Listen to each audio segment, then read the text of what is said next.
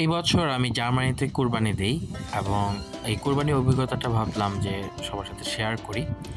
তো আমরা যারা প্রবাসে থাকি জার্মানিতে অথবা অন্য কোনো যেকোনো দেশে সাধারণত আমরা ২ ভাবে আসলে কুরবানি দিতে পারি। একটা নিজেরা হয়তো চেষ্টা করে দিতে পারি অথবা কোনো দোকানে হালাল যে দোকান সেখান থেকে আমরা তাদের যে অফারটা তাদের আছে তাদের সেই অফারটা নিয়ে আমরা সেই কুরবানিটা দিতে পারি। তো আমি এবার সেই প্রসেসটা ফলো করেছি।